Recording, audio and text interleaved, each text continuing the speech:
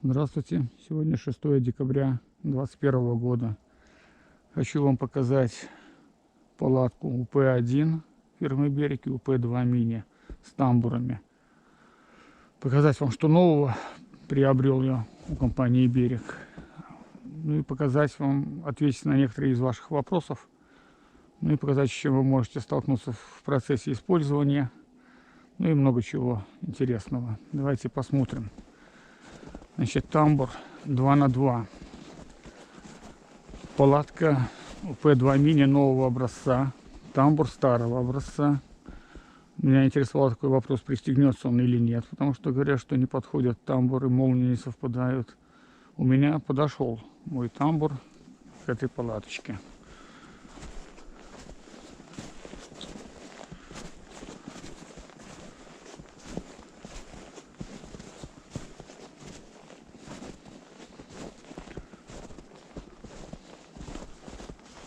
И хотел попробовать, подойдет ли тамбур-соединитель с моей старой палатки УП-1.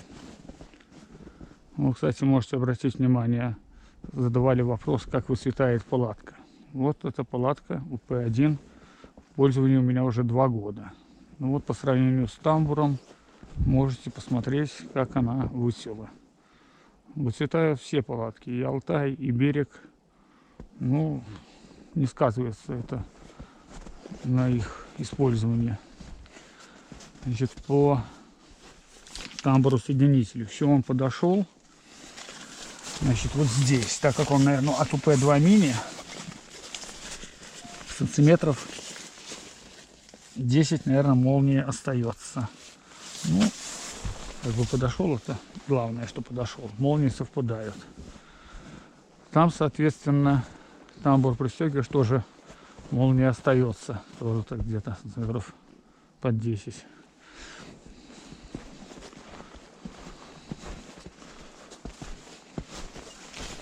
Ну, как бы это не мешает использованию.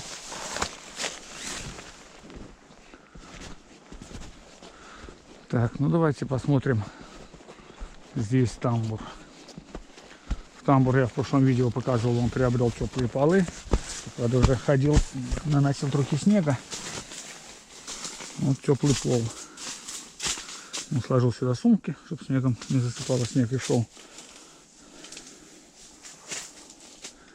У меня есть видео, где на рыбалках, как я использую этот тамбур. В нем я и живца бывает ловлю, сильный мороз. И складываю вещи, санки, дрова, чтобы больше было места свободного в палатке. Как бы даже на крайний случай, если вдруг кто-то приедет в гости. У нас есть 2 печки. Поставить сюда печку, еще раскладушка станет. Потому что здесь только одна раскладушка поместится. Вот у меня стоит раскладушка. Вот мое новое приобретение у Берега. Это камин средний. Сейчас сделаю вставочку. Немного покажу вам камин сам. Камин средний. Это мое новое приобретение фирмы Берег. Расскажу тем, кто не знаком с продукцией Берег. Камин оснащен экранами, 2 съемными по торцам, 2 стационарными. Один с торца, один снизу, для того, чтобы не таял снег, лед. И стеклами жаропрочными с 2 сторон. Стекла эти съемные. На случай, если вдруг повредили. В комплекте идут 2 пластины металлических. Можно снять стекла и заменить пластинами. Стекла продаются отдельно, если что. Вот. Если вдруг надумаете баню какую-нибудь делать, то, конечно, со стеклами нельзя ее делать. Это надо стекла снимать, заменять пластинами. Значит, что еще? В комплекте совочек вот такой. Конечно, маленький трохи. Тут идет еще вот такой вот поддончик для сбора золы. Это не значит, что он там в печке у вас будет собираться, зола, вы будете доставать поддончик. Нет, он идет отдельно снизу. Надо будет совочком выгребать, сюда высыпать. Ну, конечно, это долго будет. Так, ну, как долго. Вот. Что еще хочу вам показать. Это вот эту трубу я приобрел отдельно с экраном. На случай, чтобы случайно не прикоснуться, не обжечься. Потому что крутишься возле печки. Как бы.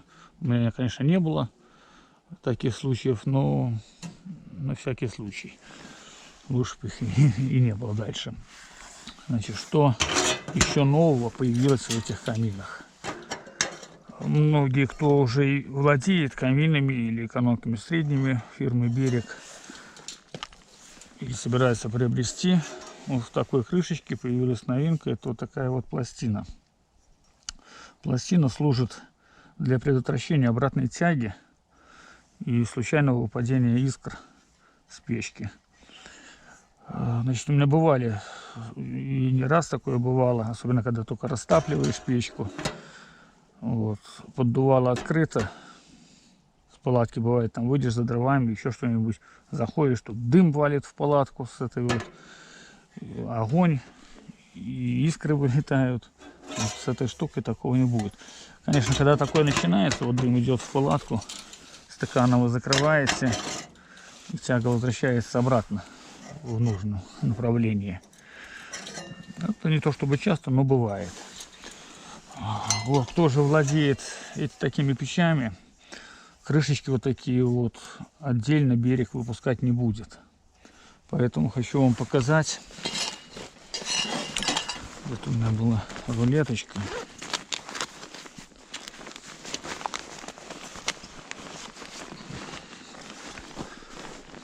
И положил, а вот она.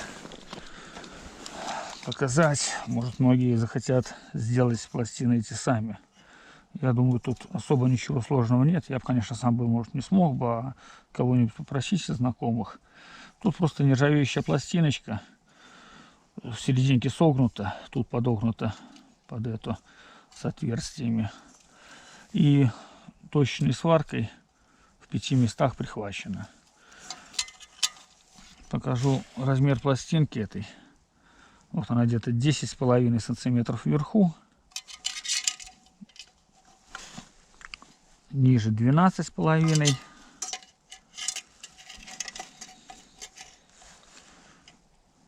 и так 11. Значит, тут идут отверстия, она подогнута так специально, чтобы там была пустота отверстия. И тут заход идет в основном воздух оттуда. Вот так вот она выглядит. Вот размер кольца, вот сколько тут она получается. 2 сантиметра отступает тут от края. Здесь где-то вот сантиметр. Ну и здесь вот 4 сантиметра от верха. Ну и тут, наверное, где-то может в районе сантиметра. Снизу. Вот. Можно попросить кого-то или самим приварить такую пластинку. Ну, сейчас. Тут еще, значит, идут в верхней трубе. Идут вот такие вот штучки. Это для оттяжки трубы во время сильного ветра. Можно поставить на растяжку. У меня бывали такие случаи, что сидишь в палатке, сильный ветер. Блин, думаешь, только бы труба не улетела ночью. Но если сильный ветер, то лучше, конечно, взять, оттянуть. Ну, у меня не улетало, но здесь уже, может, лучше я ей подтянуть ее. Ну, сейчас поставлю в палатку. Ну, что по камину. Сейчас столик поставил подальше от печки. Если бы был камин малый, то, конечно, бы можно было раскладушку, я думаю, поставить по-другому. С камином средним раскладушку по-другому не поставить, только так. Вот, потому что расстояние должно быть от печки как можно больше. Ну вот я поставил так, вот до столика. В принципе, нормальное расстояние получается. Вот тут тоже место. Сюда можно сапоги поставить, если что. Вот.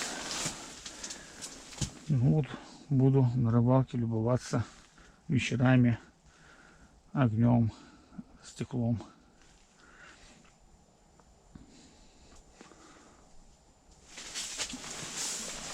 Ну, давайте дальше посмотрим. Вот здесь по молнии.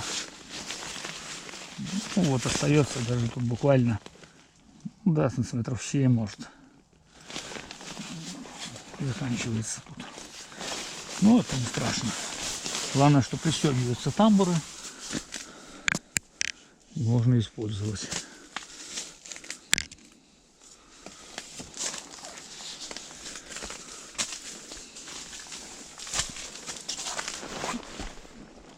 Что хотел вам еще показать при использовании палаток зимой на льду. Значит, тут у меня в палатке я постелил пол ПВХ. Не стал тут уже штырь выкручивать. Покажу вам так. Он выкручивается, замен другой вставляется коротенький. Значит, вот на этот пол ПВХ, тут он не пристегивается, молнии по кругу нету. Ставлю я его таким образом, а наверх ложу уже теплый пол. Так вот, при использовании на льду, вот здесь вот, на штырях видно, надеюсь вам, есть такие черненькие заглушечки. И когда вы ставите на лед, особенно по последнему льду, ну и вообще, если долго стоит палатка на льду, то вот эти вот дуги, они въезжают туда в лед. Ну, вы знаете, если положить какой-нибудь металл на лед, он туда будет со временем уходить. Вот.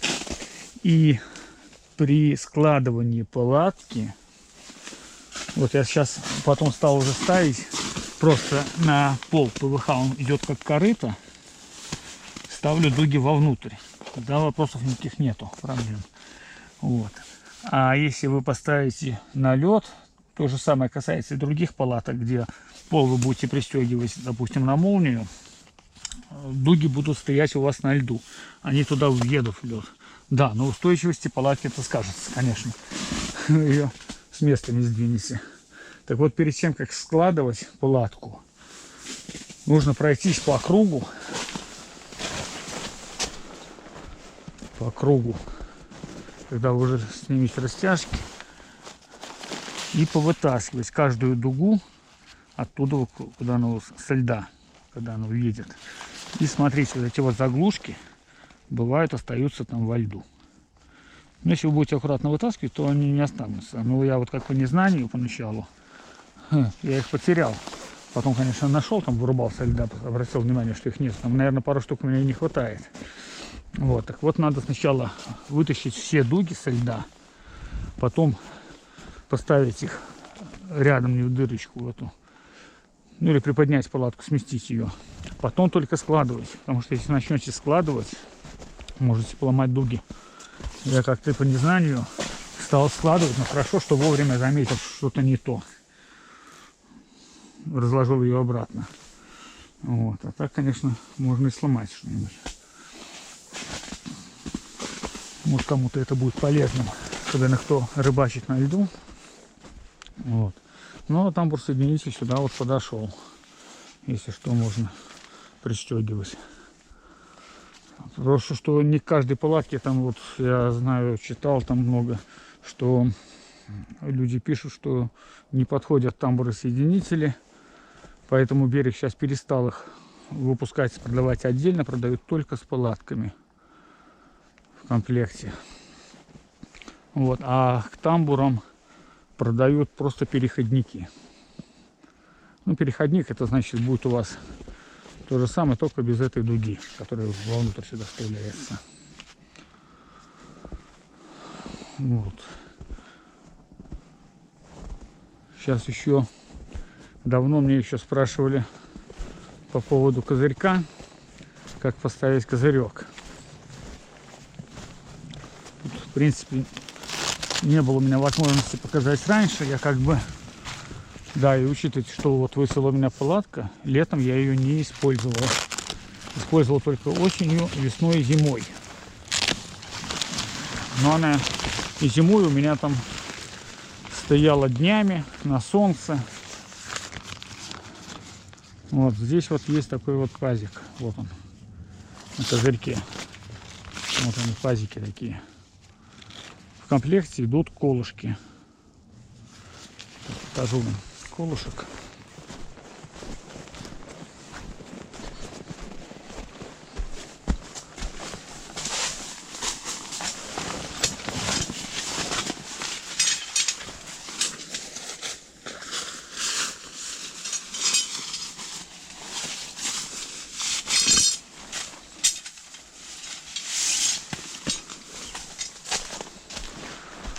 Я не буду устанавливать, потому что он устанавливается на другую сторону.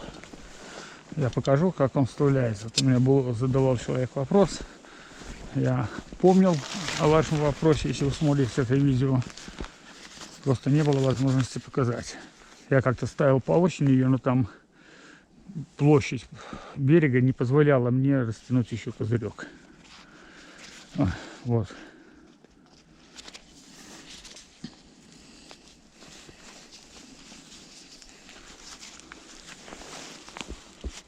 Вставляется сюда. Ну и устанавливается и растягивается на растяжечках.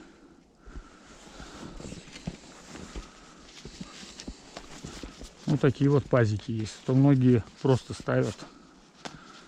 Не знаю про эти пазики.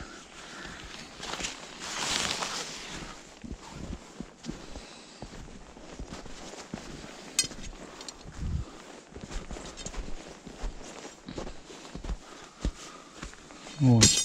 Тамбур очень хорошо используют на рыбалке. Кстати, вот новые тамбуры, я не знаю. Блин, тут, как вам сказать. Я оставил его и отдельно. Там есть у меня видео, ночевал в тамбуре зимой, просто как в отдельной палатке. Один я его устанавливаю. И сейчас вот к палатке пристегиваю без проблем. Новые тамбуры, не знаю, может надо приловчиться. Там тент отдельно. И он натягивается на установленный каркас. Блин, если сильный ветер на озере, а он практически всегда присутствует, я думаю, одному будет проблематично этот тент натянуть. Не знаю. Ну, а так вот это вот один я ставлю свободно, спокойно.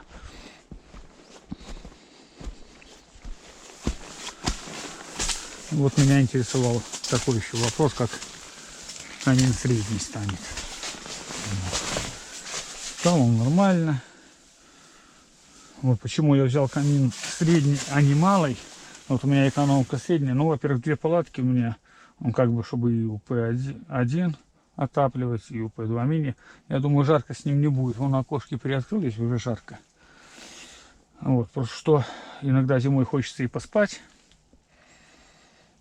Вот. А с малым камином, не знаю, закладки дров, там, может, часа полтора-два будете вставать, подкидывать.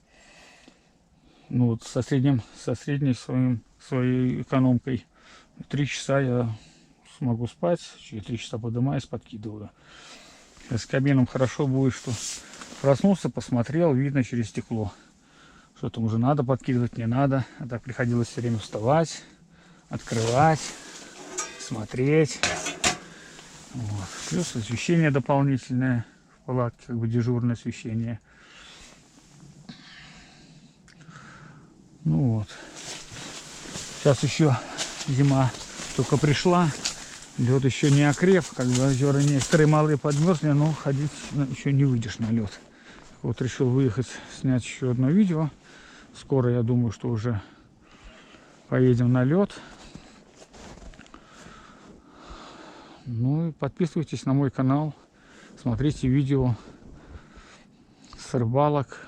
Езжу я часто, буду снимать, стараться почаще, показывать вам процесс использования этих всех палаток, печей, о недостатках расскажу вам в процессе использования, если они будут, конечно. Все, я теперь надеюсь, встретимся на водоеме.